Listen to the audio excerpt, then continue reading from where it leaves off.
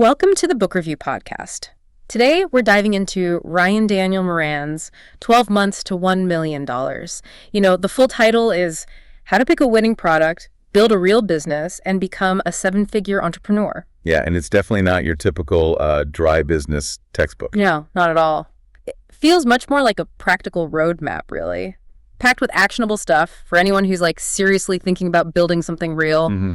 We're going to unpack his core ideas, the steps he lays out, finding a product, scaling up, all that. Should be some good insights. Yeah. Especially how he kicks things off. Right. He starts with mindset, which, a lot of business books maybe gloss over. Exactly. Yeah. Moran really hammers this home. He says, look, the book gives you the strategy, but you actually doing it, that depends on shifting your mindset, getting into a wealthy mindset, as he calls it. It's more than just wanting the cash. It's a whole different way of looking at problems and opportunities, right? Totally. He argues that, most people kind of stay stuck financially, not because they lack talent, but because they haven't got the right strategy and the right way of thinking. And it's interesting, he links that entrepreneurial drive to having a bit of a chip on your shoulder. Uh-huh. That urge to prove people wrong. He thinks that actually fuels the risk-taking you need. So it's not painted as some, easy peasy path to millions. Not at all. It's framed as this challenging, demanding thing, but ultimately really rewarding. An adventure, but one that requires sacrifice. And his own story kind of backs that up, doesn't it? It really does. Yeah. Deciding at 12 years old that business was his route. Wow, 12. Yeah. And then, years later, actually hitting that 8-figure mark. It wasn't just luck, it was that long-term view and consistent grind. He really boils entrepreneurship down, though. It's basically seeing a problem and deciding, okay, I'm going to do something about this. Whether that problem is being broke or just, not liking your life situation. Taking responsibility. It's that proactive thing. And crucially, he links your own well-being directly to how the business does. That idea that the business is a reflection of its leader. That's powerful. Makes sense. If you're stressed out, you make bad calls. Right. So taking care of yourself mentally and physically isn't like a nice to have. It's fundamental to running the business well. Okay, so mindset first, but then there's that classic question, am I too late? Is the market saturated? People worry about that constantly. Oh, yeah. And Moran tackles it head on. He basically says, look, things are always changing, and that change, that's where the opportunity is. So change isn't a barrier, it's actually fertile ground. That's the idea. He points to things like Amazon FBA, Kickstarter, even Instagram. These platforms popped up and just completely changed the game. Lowered the barriers to entry, basically. Massively. Made it way easier for regular people to start and actually grow an online business. These weren't just small tweaks. They are major shifts creating new possibilities. So the environment's always shifting, and that's where you look. And even with huge companies out there. Right. Even with all the competition. He argues there's always room for good products, strong brands. People still want quality. They still connect with brands. He even mentions how some, let's say, established brands keep succeeding despite maybe not having the best product objectively. Brand power. That leads into another interesting point he makes about big companies and innovation. How larger companies often end up just buying smaller, faster-moving ones, like Facebook snapping up Instagram. Yeah. It's not always just about killing competition, is it? Sometimes it's because the big guys just can't innovate that quickly themselves. Exactly. They struggle with that internal agility. Which, okay, that creates this whole other opportunity for small brands, right? Get noticed, build something cool. And potentially get acquired, especially if you get traction on a platform like Amazon. Maybe even bridge into physical retail, kind of like Amazon did buying Whole Foods. It's this mix of old and new. So it's a dynamic landscape. Now, shifting gears a bit, he puts a huge emphasis on audience, building an audience first. A massive emphasis. He talks about how powerful a responsive online audience is. Think about Carl Icahn moving markets or Tim Ferriss launching bestsellers. They have that direct line, and he uses Kylie Jenner as a modern example, right? Yeah. Building a huge business basically off her audience. Precisely.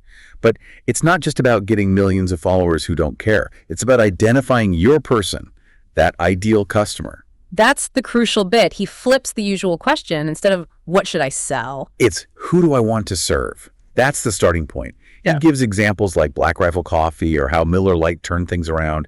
They really zeroed in on a specific group. Even with a pretty standard product like coffee or beer, it's about understanding that customer deeply. building the brand around them, their needs, their wants, their community. Like the RXBAR story he tells. They made the bars because they were CrossFitters who weren't happy with what was out there. Exactly. Super focused. Started with their own pain point, served their own community. That focus creates those initial loyal supporters who really drive things early on. Okay, so you know who you're serving. Then comes the actual product. What's his take there? Does it have to be revolutionary? Refreshingly, no. He suggests it's often less about inventing something totally new and more about refining what's already out there, giving your specific customer what they want, maybe just better or more tailored. So find suppliers, he mentions Alibaba as a starting point, get samples. Yep. Getting samples is critical. Quality control. But don't get stuck trying to make it perfect from day one. Right. Perfect doesn't sell. That's his line. The key is to launch something viable, solve a real pain point, and then iterate based on actual feedback. Use those initial sales as market research. Get it selling first, then worry about fancy branding or packaging later. Exactly. Focus on the core function, the core problem it solves, and gather feedback simply like with split tests. Just ask people, do you prefer A or B? That Neat Pack example is a good reminder too, isn't it? Huge success with the first product. The toiletry bag, yeah. But the second one flopped because they didn't listen closely enough to what those same customers wanted next. Shows how vital that feedback loop is. Absolutely. And it's encouraging that bootstrapping is possible. Dollar Shave Club started scrappy using local media. You don't always need millions up front. So you get the product out, you make that first sale, which he says feels amazing. Apparently incredibly rewarding, that first bit of validation. But then you need momentum. How do you build that? Well, actively chasing reviews is a big one. Yeah. Testimonials, engaging with those early customers, making them feel valued, and crucially, don't run out of stock. Oh, yeah, that's killer for a new business. Loses all momentum. It's one of the worst things, he says. So reordering early and often is key to keep the sales flowing. And then scaling isn't just selling more of one thing, it's adding more products. Right. Moving from that first successful product to maybe 3 to 5 core products. But the key is, those next products should still serve your original customer base. Like Bulletproof Coffee adding MCT oil and other stuff for their biohacking audience. Or Neat Pack, despite that stumble, eventually adding other travel gear for their initial customers. It's about understanding who you built the brand for. Competition will come, obviously. Always. But staying innovative and keeping that connection with your audience is how you stay ahead. And remember, your big hero product might not even be the first one you launch. That leads nicely into this idea of stacking the deck before you even launch. What's that about? It's basically building your audience before the product is ready. Pre-gaming the launch, essentially. So you have buyers lined up. Exactly. To guarantee those crucial first sales. He suggests simple things like starting a Facebook page or group around the interest your product serves.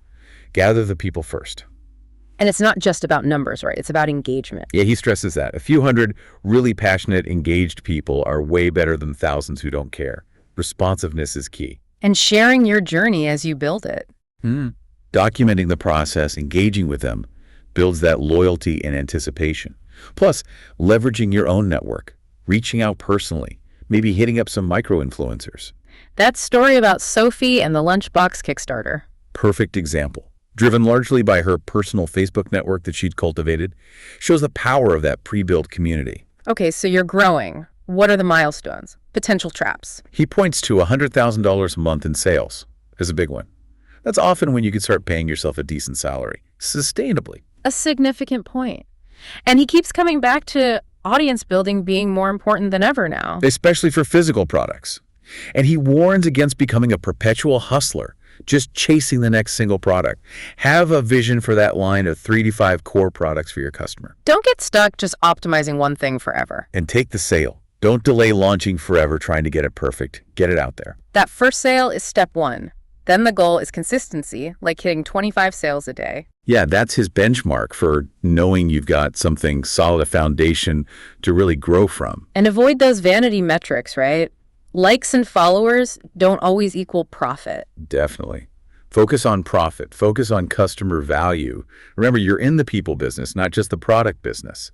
Sometimes you might even lose a bit up front to get a loyal customer who'll stick around. It's a longer game. For sure. And while the title is 12 months to $1 million, he's clear that's just the start. The first big milestone on a much longer journey.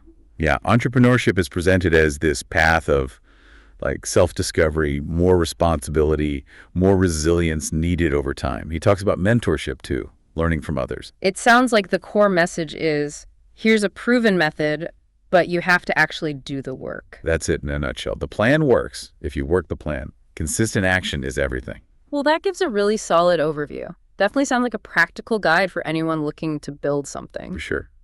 Less theory, more, here's what to do next. Thanks for listening to the Book Review Podcast. If you enjoyed this deep dive into 12 months to $1 million and want to learn more about the specific steps to building your own successful business, be sure to check out Ryan Daniel Moran's book. It's packed with even more detailed strategies and inspiring stories. If you're feeling that entrepreneurial spark or are looking to take your existing business to the next level, this book could provide the practical blueprint you've been searching for. Thanks for listening to the Book Review Podcast. If you enjoyed this episode, don't forget to subscribe, share, and leave a comment. See you next time.